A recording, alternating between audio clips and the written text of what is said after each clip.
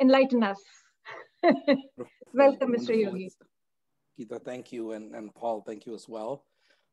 It's really a privilege and a pleasure to be here speaking before all of you. I've often told Geeta and Paul, and I've told Mona this as well. I've always admired the sense of work that the Rotary has done. Many people say that the Rotary is the pillar and backbone of our community. As you know, your organization and many of the other Rotary chapters in Fremont and the Tri-Cities have done a tremendous amount of work. So it's really a pleasure to be here, and just looking at all of you, there are so many familiar faces.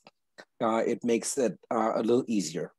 So Geeta, I do have a couple of slides. I really wanted to kind of make this a little bit informal. Would it be possible for you to make me the host so I can come back and put the screens on as well? Sure. If possible.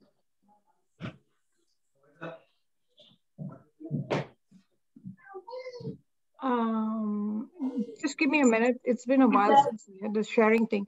Okay, Paul, how do you share?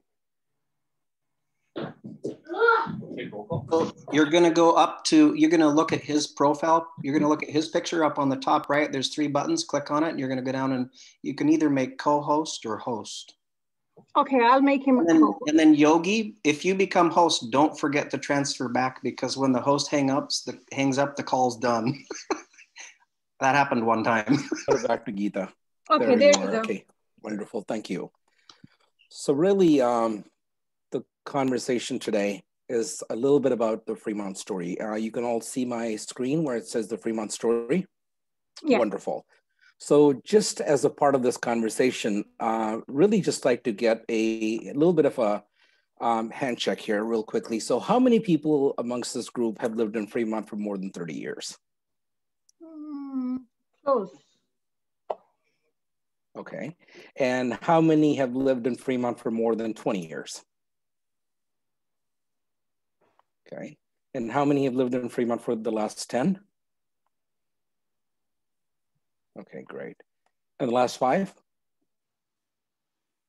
Okay. Well, wonderful. The story of Fremont is a beautiful story. And I think that we should be very proud of the community that we live in. Fremont has had a farming community as the basis of who this community has been. And if many of you may recall, during your time living here in Fremont, Fremont's had a lot of labels that have been thrown out there. You must have heard, okay, Niles, Centerville, Mission, Irvington, Ardenwood. And that has been the genesis of what Fremont's been all about. 5 to 6 distinct communities coming together. And there's been a tremendous sense of pride in each of these districts and this agglomeration of what makes Fremont whole. There are many permanent fixtures in Fremont that I think that define who we are, and the things have really personified themselves that has really come back and defined what Fremont is. So you look at the Fremont Hills, it's the pride and joy of our community. There's been a tremendous sense of activism around Fremont Hills. Mission Peak has certainly been a wonderful, wonderful feature for Fremont that we've been very proud of. It's been a thing that defines who we are as a community. If you look at Saber Cat and some of these Vargas Plateaus, that's typically what has defined the natural serenity that defines Fremont. Then you've had these areas that have come back and just really emerged themselves upon the foundation upon what Fremont has been built. And for many years, it was always felt that let's preserve the historic nature of our communities. Let's preserve our districts and treat them as one and move Fremont forward. Well, if you look at where we are as a community, we move forward, and like every other city that migrates itself into a world that takes a life of its own, the demographics of Fremont have changed. The districts have changed. So as a part of that, Fremont has now become, for the lack of a better word, a city that has been divided into 6 districts. District 1, District 2, District 3. And if you look at the map, you should all be able to identify which part of Fremont you live in. So the next conversation comes up, okay, we see a lot of these institutions all over Fremont. We see our schools, we see our hospital, we look at the water district, we look at our sewage system, we look at public safety. And then the conversation often gets mistaken by the fact that the city of Fremont is responsible for all of that. But today, what I wanted to give was just really a quick overview on our city and really the form of government that exists in our cities to get a better understanding of what are some of the things that our city is responsible for.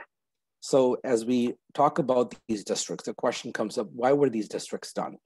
These districts were designed to create representation, that each district would have a seat on the council. And it really just wants me to take you into the next slide, which really comes back and says, okay, look at the corporation of Fremont. It's an enterprise.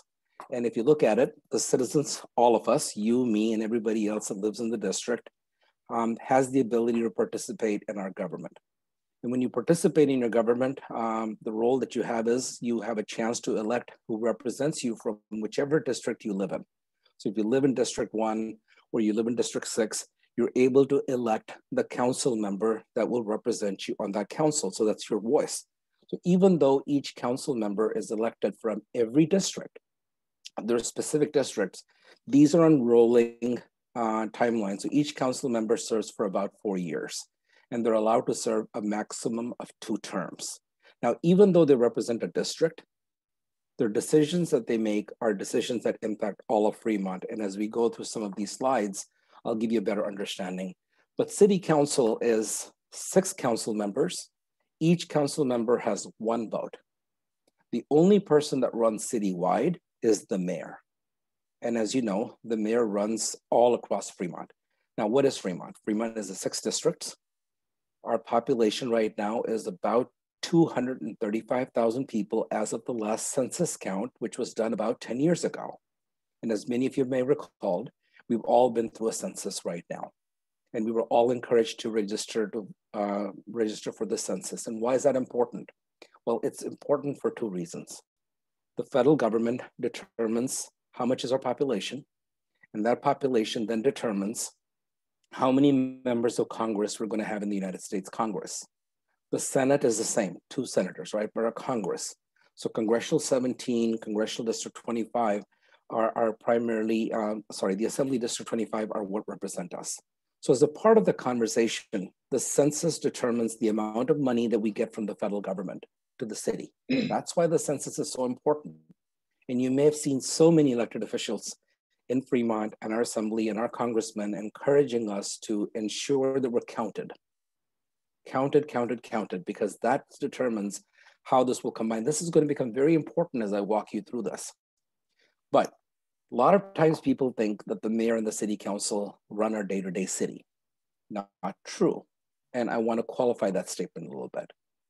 Our city council is a part-time city council. City council members don't have a staff. They don't have a chief of staff like you would normally hear a lot of elected officials have when they're assembly members and members of Congress. So we're a part-time city council. The mayor has a little bit more responsibility because they're able to not only run the city, but they're working a lot with the city manager. So that comes into the question about what is a city manager. Our city government, look at this as a corporation. The city council hires and fires a city manager. So basically the city manager is the one who pretty much runs the day-to-day of our city. But what city council does is city council provides priorities, they provide guidance, and they provide oversight in the form of each meeting. And the reason why I think it's important to kind of look at all of this is important because you're going to come back and look at what are the functions that the city of Fremont is tasked with. What are their responsibilities? So if you look at humans, first of all, so you have a citizen, which is all of us. We elect our city council, the mayor that's elected citywide, and then we elect our district members. And then they go and work with the current city manager, or if a city manager retires or is terminated, then they go hire a new city manager. And then they appoint. And that city manager runs the day-to-day operations. And to the city manager, you have assistant city managers that continue to come back and work at a very granular level. Just look at this in your own corporation. You have a CEO, you have a vice president, you have directors, and then you have that. City government is no different. It's exactly that. So human services, we have a finance department, we have a community development department, we have additional human services, then we have an IT department, we have community services that works on parks, you have a public works, you have parks and recreation, and then you have the fire department, the police department, and then you have the city clerk. And the city clerk is the custodian of our public records. As you know, government is transparent. All the information about the meetings, public records, the city is tasked with ensuring that there is sunlight. And as you know, sunlight is the best disinfectant in democracy. It keeps government open. Now the question might be asked, why don't we have the mayor run the city? Why do we have a city manager or bureaucrat who's not elected who runs the city? Well, for good reason. In the past, a lot of times, elected officials had no transparency and accountability. Decisions were being made where they were always in their economic interest, but not necessarily the economic interest of that.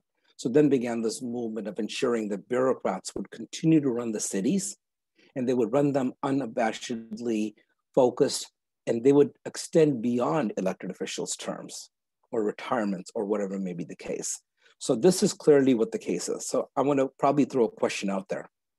The city's budget for 235,000 people that we have, which is the city of Fremont, or lack of a better word, Fremont Inc. How many people do you think it takes for the city of Fremont to support 235 citizens? So I'll just throw some numbers out there. 400 people? 500 people? 600? 700? Some numbers, just quickly, a couple of you. How many people do you think it takes to run a city of Fremont? 400? A little higher? Couple thousand. Not a couple of thousand, that's a little high, but the number as of the last year, and things may change with COVID, but 932 people work in the city of Fremont. Wow.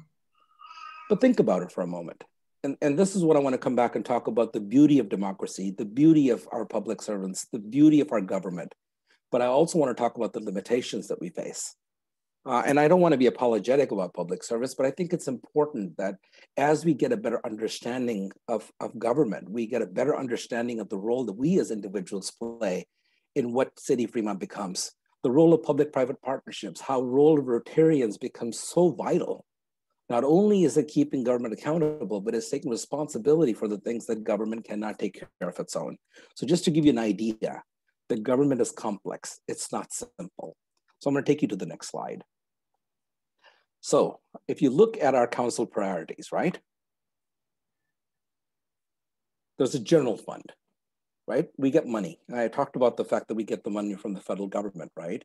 But we're very clear as of the last presidential election, federal, state, and county, and elections that happen, right? So the federal government gives money to the state gives money to the county gives money to the municipalities. Fremont is the 4th largest city in the region. San Jose with over 1 million people, San Francisco, Oakland, Fremont. Fremont's the 4th largest city in the region. And there's an importance to that statement, and I want to walk you through that.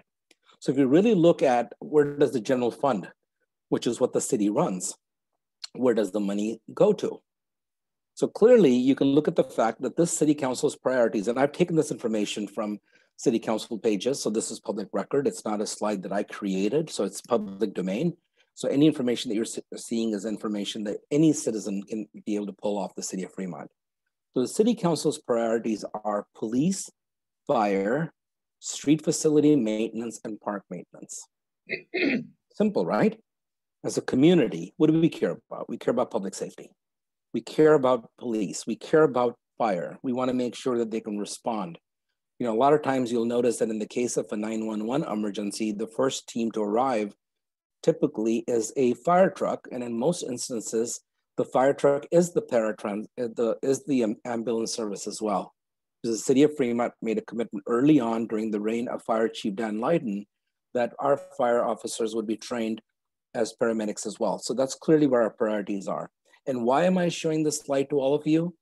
To very clearly make it clear to all of you that the city of Fremont is responsible for public safety, public works, our parks, and our human services department.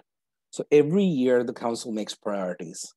And these are the priorities that are handed then to the city manager, and then the city manager and the city attorney through their staff ensure that these priorities are met. So let's just talk about this for a moment. Look at police. when I showed you the staffing for the 932 people that I had said were the staff at the City of Fremont, well, let's not get too overwhelmed by that number. Let's let's break that number down a little bit. Out of the 900 plus, 350 are the police department, the dispatch, all the community engagement police officers. So it's not always all uniformed officers. So if you break down that number of how many police officers or people from the police department for a community of 235,000 people, 300 may not seem like a lot, right? It would seem that we only have 10 people per every 1,000. So clearly, don't look at that as 10 police officers. It's the number of police officers. Then break it down by a 24-hour shift. And then you can recognize how those numbers break down to various components of the day. Then you look at the issues that they have to respond to. So that's really where I don't want you to get too overwhelmed by the numbers, but it's to clearly understand what makes our government. But then let's look at where the money is being spent. So a large portion of our 213.4 million general fund, police takes about 95,000 because it's the largest, and the services that they have to respond to, the complaints, the burglaries, looting, arson, break-ins, homelessness, all of those issues, right? So that's where this conversation comes about. So this is where I want you to start thinking about public safety.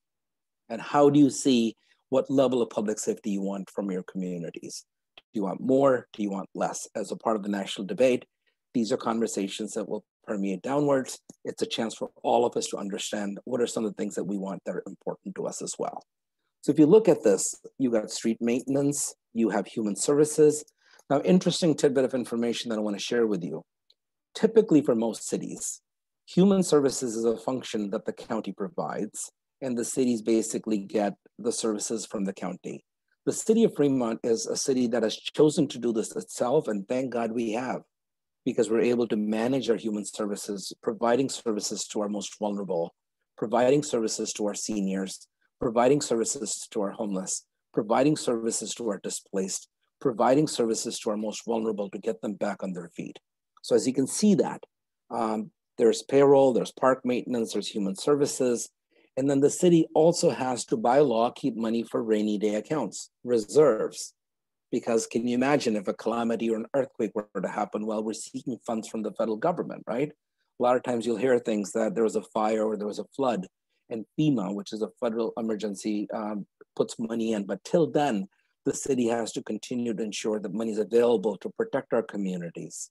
Even in COVID, we had to ensure that we could do what we had to. So this is really a gist of government is no different than corporations. It just so happens that government sometimes tends to move a little slower. The wheel of bureaucracy can sometimes be good, sometimes slow, but in the end, government always works, and how government works depends upon how actively engaged our communities are. So let's go to the next slide. So where does our money come from? Well, believe it or not, most of the money is local. Property taxes, your homes, right?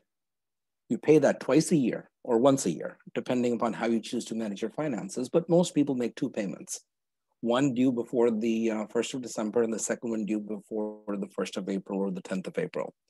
Then you have sales tax. Why do places like Pacific Commons and places like the Fremont Hub become so important? Why do you hear about the economic development teams talking about recruiting some of our best employers coming in? So that's really what this is all about. And then franchise fees, and then hotel, motel taxes, and everything else. Now, one thing you probably are wondering, why are schools not a priority for the city? Why is Washington Hospital a district hospital? Why is that not a part of our priorities? Well, the big myth. Cities have no influence on schools. The schools have their own school board that many of you have elected in this last election cycle. The school board is responsible for running Fremont Unified School District. The city cannot tell the schools what to do, and the school board cannot tell Fremont Unified School what to do. So really what has begun to happen, and thank God this council has started to do this more so than previous councils, They formed a joint task force between Fremont Unified School District and City Council. Let's talk about the issues that we're grappling with. Police presence on schools, the conversation about safety, what happens if there's a shooting. So that's where I think the conversation happens, but the big myth is that Fremont Unified School District and Fremont City Council have two separate bodies and one cannot tell the other what to do. So very clear. Washington Hospital, it's a district, we pay for it out of our taxes. Every year you may notice, you're paying a surcharge for Washington Hospital. So Washington Hospital has its own board of trustees, and then Alameda County Water District has its own board of trustees. And then we also pay into Ohlone College, but Ohlone College has its own board of trustees. So I just want to draw the disparate nature of how these organizations are different, but how the city continues to work with them.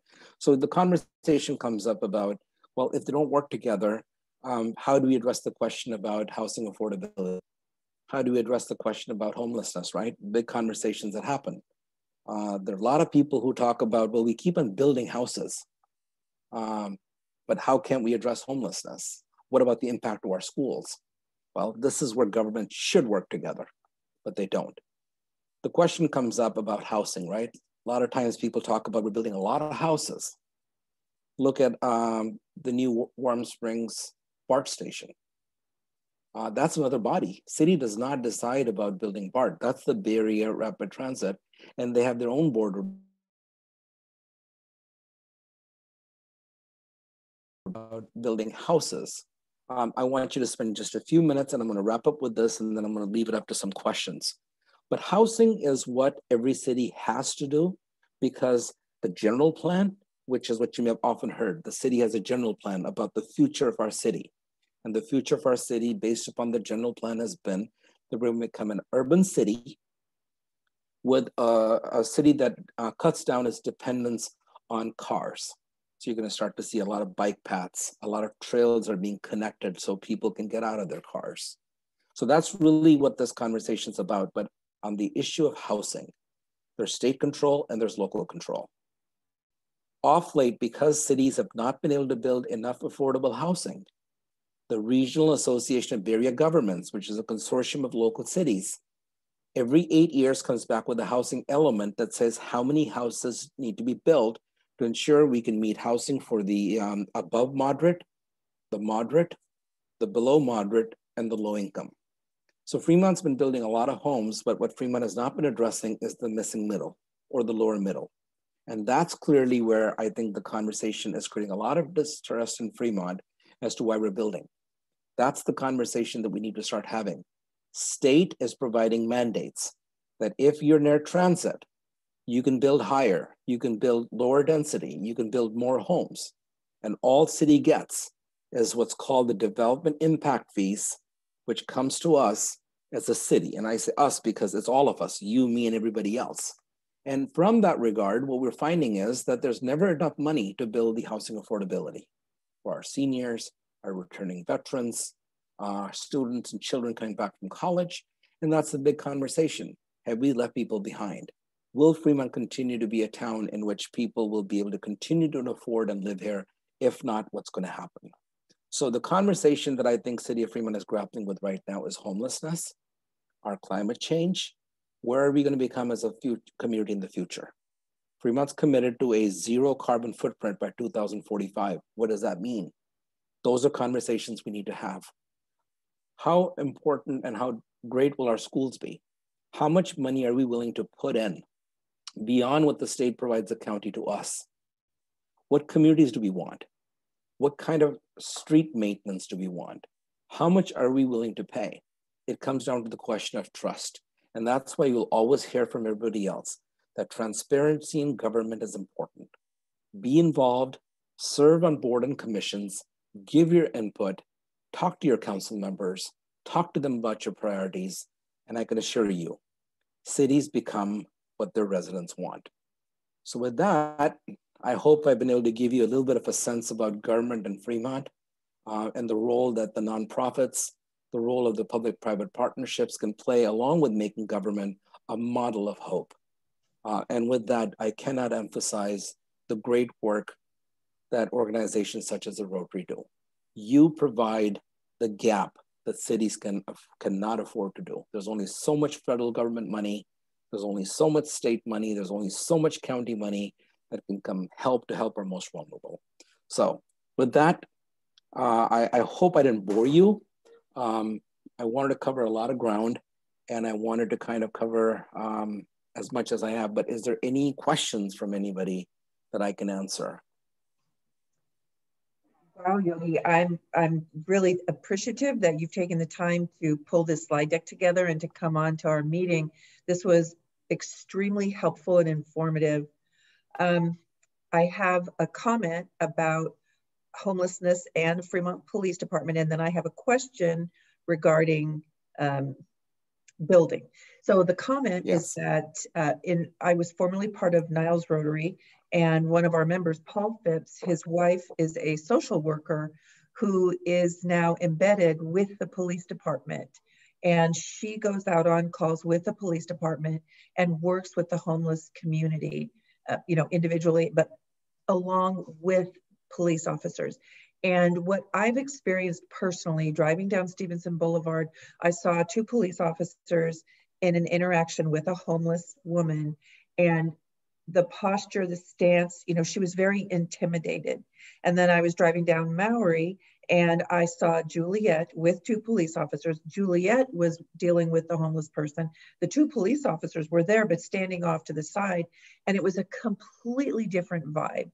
Everybody was relaxed, they were smiling. And so I applaud Fremont, the city of Fremont, for authorizing the budget for that embedded social worker to be with the police. So great work on that. Then my question, Silicon Sage is very front and center in the news today because they are obviously bad actors. How much of the responsibility is the city's for not vetting them properly or more stringently so that perhaps some of this corruption would have become transparent? And I hope that that's not a loaded question, but. No loaded question again, Kathy. I think I heard the first comment. The second comment, you mentioned something about, can you repeat the second portion of the question? Because I want to make sure I understand the question before I respond to it. I think I know what you said, but if you don't mind, can you just repeat that? Sure, absolutely. I know that the city hands out permits for projects, building projects, and Silicon Sage was the contracted builder for that very large project on Fremont Boulevard. And my question is, who has the responsibility of vetting these large contractors and builders? Because probably ignorantly, but I look to the city because they're the ones handing out the permits, and how much of the responsibility to vet contractors is on the city. Great question, Kathy. And by the way, the City Council has been asked that question, and I think there is some discussion about how to move forward. So I do want to speak to that a little bit. Regarding your first comment, I think what you noticed is really a great comment. I think the City of Fremont made a remarkable decision when they embedded their medical examination team, social workers, as a part of going along with the police officers. Because typically what has happened is when somebody has talked about either a homeless in their neighborhood or somebody that is dealing with a homeless that is having a mental challenge episode or whatever it may be to that effect, the police officer typically in the past has been the first one to respond. Many people talk about why that's just not the best use of our time. And should they? Well, in the case of public safety, in the past, that's what's been it. So your observation is very good. The medical examination team has been a critical component of that. And I would like to see that grow and expand. And I know the City of Fremont is in conversations with the county. How can you fund more medical examination workers, mental health workers that continue to work with the Fremont Police Department? The question once again will be 24/7. How do you have enough mental health workers to respond and be available? And that's that. To your second question, specific about Silicon Sage and the question about permitting and giving a permit to a developer. Well, believe it or not, there's never been any expectation of showing financial viability for a developer. And when you deal with many developers such as Kaufman Broad and Toll Brothers and Summerhill Homes and everything else, their financial viability, their public records, they're publicly traded companies in many instances. So the financial acumen for those is definitely above par, and you could definitely come back and say Toll Brothers and Kaufman and all of these big builders will build. When it comes to the smaller landlords, smaller home builders, that's Fremont Story. Small parcels of land, people are building, and when they build, they want to get higher density, and when they get higher density, they're going through the hearings. That is the missing middle. How are we sure that we're going to have the financial wherewithal in order for them to continue to build? There's some conversations going on now that developers will have to put a bond up for development. And why I think that's important is because let's look at the Centerville project that Silicon Sage was going to be able to build a beautiful project for us, right? That project is in limbo right now. Mm-hmm. The second project that they have, Irvington BART Station, and I hope many of you know there's a third BART station coming to Fremont. But Silicon Sage built a large, high density apartment complex there as well. That too, the future of it is unclear till somebody else comes and buys it. So Kathy, I think cities have a responsibility. Cities will start to pay attention to this and will ensure that when we're making entitlement changes, we're giving them a map change or a general plan amendment to give them what they need. We're also somehow trying to see, do they have the financial wherewithal, and are they above board, and are they not going to leave us at the altar? Great point. And I think that's something you're going to hear the council, city attorneys, and municipalities across the region begin to focus on. Thank you. Paul had a question. Yeah, Paul. Hi, Yogi. Thank you. So I had a couple of questions. I really appreciate your presentation. That's really good information. I was surprised to see how much is spent on police. That's pretty much half the city budget. That's a huge amount. Yeah, it is. So on the revenue side, I did expect to see a huge amount of income coming from Tesla, but on the income, I don't see that. So isn't Tesla's headquarters right in Fremont? Doesn't the city of Fremont make a ton of money from Tesla? And so wouldn't that be at risk if Tesla moved? I guess my question was going to be, wouldn't we be in trouble if Tesla moved? But then when you showed the slide where the money comes from, it doesn't look like that much money comes from Tesla. So, well, it's beginning to come more and more. Business to business tax, as you would call the case of a Tesla, that's certainly the case. But remember, Tesla doesn't sell all of its cars here. Certainly that's the big conversation, right? So there's always this idea about the fact that how does taxation work for cars? As you know, Tesla sells a lot of its cars on the internet. Oh, they don't have the delivery model like dealerships do. So as a part of that, even then, Tesla still continues to give us a lot of revenue, right? And there's always been this big conversation about, well, what's going to happen if Tesla's going to move, right? And during the COVID recovery, we were all familiar with the fact that there was a Twitter war going on with Elon Musk. And often enough, I've often said that I think Elon Musk is a brilliant human being and a great technologist, but sometimes I just wish he would not be a technology bully. Life doesn't always have to revolve in the way of a billionaire CEO. I think CEOs can do good in humanity. But to your point, Paul, which you're asking, I think businesses have a revenue source that is critical. That's why the Fremont story has been an economic development story. If you look at just in the last 10 years, let's look at the success that the economic development team and the city council and the city has done. Credit where due. We retained Thermo Fisher. Western Digital continues to be one of our largest employers. Lam Research is one of our largest employers. Seagate chose to make Fremont their headquarters after they went from Santa Cruz to Cupertino to that. Look at Facebook, continue to have such a large presence out in Ardenwood. Let's look at the biotechnology companies that are making Fremont home. Let's look at all of the green technology companies that are coming to make Fremont home. So this is why it is so important for every city to attract employers. The motto you've heard, live, work, and play in Fremont, right? We've done a good job of live and we're doing a better job at work. We just need to do a better job of play in Fremont. So that's clearly what's coming along. But Paul, your point is absolutely valid. And I can tell you every city manager, every city council member, and every mayor is talking about how do we get more businesses to come to Fremont? Now, the delicate balance is, how do we give them the incentives? I'm not the kind of guy who says, let's give them handouts, but let's give them every opportunity to take the bureaucratic layers out. So when they come to Fremont, they're not spending a lot of time getting permits and inspections. Let's make Fremont a place where everybody can work, and ensure that we're welcoming, make it easy for them, continue to allow them to sell, thrive, grow. More they sell, more we get, and that's what feeds our coffers. And certainly, Paul, you're going to see a lot more of that in the next 6 months. And in the COVID recovery, economic sources are going to become absolutely vital. And we're going to have to really come back and work with our partners to make working in Fremont much more simpler. And I'll tell you, companies don't like to be taxed too much. We have to make the case for why good taxation is good, because healthy employees, happy employees is good for the company. We have to do everything we can to make it a good place to live. Sorry, so, I think I may not have answered your question, but I tried to answer. Yogi, I had a question.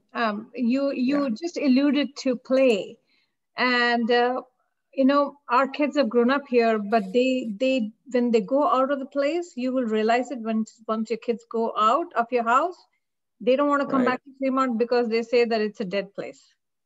So we have nothing that's going on. So, you know, is there something the citizens of Fremont can do to attract, you know, a retail space and some little semblance of downtown somewhere so people like us can go and have a good time in the evening? Sure, that's a valid question, and I'll share a personal anecdote with you. When I was on the planning commission, Murad, I used to often wonder. 1 second. Murad, one of our members on the chat is saying it's called bedroom community, and I don't want to live in a bedroom community.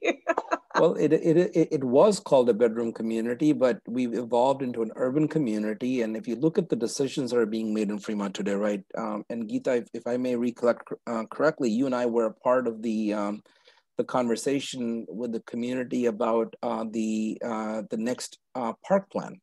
And what type of parks and recreation do we want in Fremont? So the conversation was exactly that as we're transforming, how do we do this? Specific to your question about how do we make Fremont a place that has enough amenities and enough things for us to come back so it's enjoyable. There are things to be done during the day, after the day, evening, weekends, and all of that kind of stuff.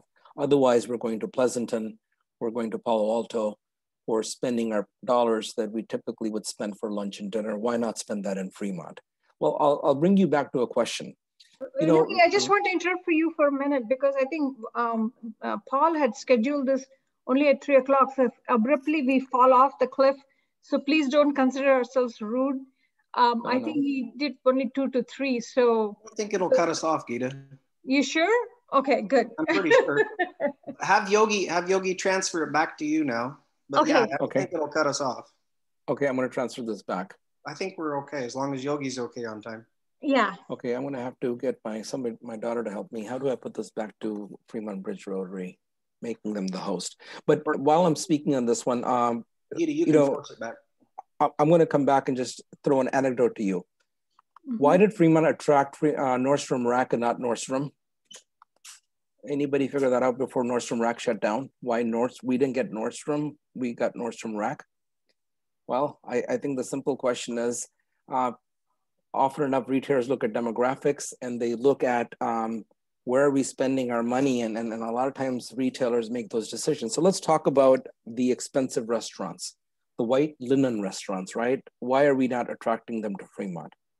Well, in order for any restaurant to be successful, they need to be able to churn their lunch hour twice, and they need to be able to have a very successful one churn. And when I mean one churn, if they have 25 tables or 30 tables, they have to churn them once in order for them to be effective. So why are we not attracting the white linen restaurants? Well, are we having enough people that are ordering in from white linen restaurants? That's typically been one of the reasons why we have heard in the past that some of the expensive restaurants have not been making their way into Fremont. Secondly, let's talk about entertainment. Well, we lost Cloverleaf, right? But we lost Cloverleaf 2 years ago, but Cloverleaf could have been lost much earlier than that. Only reason why we lost Cloverleaf is because they were located at a site where it was unsustainable for Cloverleaf to continue to pay the rents that the landlord who took the property wanted from them. So clearly that's that issue. So really, how do we attract things that happen? Our movie theater, right, that we had, AMC. It took years for us to get that movie theater, but somewhere along did we have enough people watching movies in order for AMC to continue to thrive? No, and then COVID hit. So the conversation about attracting entertainment venues, that's the conversation that we need to be able to have. And then simply, Geeta, I would ask this question. We lost, what's that bocce ball outfit on Campo de Bocho? As many of you know, we lost them as well. Huh. We lost them because of COVID. Shuttered facilities, right? Nobody's playing. How many months can you continue to afford to pay rent without any income coming in? And really the other source for them was food, but how many people were ordering from Campo de Bocho for food when it came to, you know, looking at some of our local restaurants for them to be able to get us the food that we wanted. So that's really some of the conversations that are happening. And really, when we develop our downtown, the concept of our food trucks was very, very successful. So we know that people are looking and yearning for something. So when it comes to the development that's going to happen for the downtown, finally things have started to happen. You've seen Fremont Bank tore down their building. They're building a bigger building there, and they're going to build some housing there. And the path from Capitol all the way to Fremont Hub is being developed. A portion of Fremont Hub is being broken down to have a hotel and an apartment complex. And we're hoping that as these buildings are built and we have higher concentration of walkable communities, you're going to have an aggregation of merchants, restaurants, coffee shops, microbreweries are going to come in. So it's a work in progress, Geeta. I believe that it's going to happen. It's moving slower, but I do believe that we will have that. And I do believe that Fremont will eventually have a arts performing center as well. And as many of you may know, eventually had COVID not hit in, I believe we would have also had a new city hall that would have been built, that would have been the anchor, that would have brought in a lot of traffic into our new downtown. So I hope that answers your question. Be optimistic about the future. We are going to be here, so we are going to look at the changes, and we wish you from Fremont Bridge Rotary Club that you get elected next time, and you be our representative, and we will have a good time with you when you sit on the seats there. Well, we'll see about that, but if I can just make a plea to all of you as we just finish this conversation for all of you, every one of you can make a difference. You don't have to attend a city council meeting to understand what's going on. Just go to the City of Fremont City Council, go and subscribe. You can get the City Council agenda and just be aware and familiar with what things are. You know, join a commission, encourage your children. If you have parents, and ask them to join some of these commissions. There are so many commissions in the City of Fremont. If you care about the seniors, there's a senior commission. If you care about human rights, there's a human rights commission. If you care about development rights and building and construction, join the planning commission. You care about economic development, vibrancy, there's Economic Development Commission, Historical Architecture Review, the Arts Commission, Citizen Advisory Commission. There's so many. Sign up, be a part of democracy, and I'll leave you with this. Democracy is best strengthened when we pay attention. And I will say this again and again and again. Government does what people want. The more you're involved, the more you can get their attention. And remember, government works best when you pay attention. I will say this again, and I'll say this again. Sunlight is the best disinfectant. Pay attention. And you will see that your cities will become the cities that you wanted to become. Thank you. Thank you. Thank you very much. Thank you. Cool. Take care, you guys. Bye-bye. Enjoy your meeting. Thank you. Thank you. That was wonderful. That was amazing. Thank you for Paul for organizing this. It's very informative. Thank you, Yogi and Monica, for asking Yogi. Thank you. Monica's our side. She doesn't belong there. No, this was very, very insightful. It's complex, but you know, at the same time, what he said is very powerful. We should get involved. If we want to make a change locally, we should get involved. Yeah. There's no point sitting on the sideline and complaining about it. True. Cool. I think Mamta just checked out, but when he said the kids can get involved, I was excited because her son is looking for something to do with the city DA's office. So we'll see. You're there, Mamta. Did you hear him? She's probably multitasking. All right, guys. Paul, get better soon. And we will adjourn the meeting today. I don't have the bell. I need my bell back. Who took your bell? Paul took the bell to Sacramento. Oh, you cannot take the bell away so far. He's the president. He's supposed to have it. All right, Thank you, guys. Happy guys. Valentine's Day to all of you Happy guys. Valentine's Day, everybody. Happy Bye. Valentine's Day. Thank you. Hey, Geeta, can you repeat what it was for me? Because my network wasn't working. So in the end, all I heard was, Mamta, did you hear that? What was the last thing? You need to talk to Yogi and figure out if Jay can get into the commission. Not commission, for the DA's office in Fremont. Remember, he was interested in volunteering for DA office. Talk to Yogi. I don't think she can hear. I'll text you, Mamta. Thank you, Monica, for helping set this up. Get well soon, Paul. Thank you. Murad is itching to go to travel. I know that. Ready to go, right? Happy Valentine's Day, guys. Bye-bye. Bye. Bye. Bye-bye.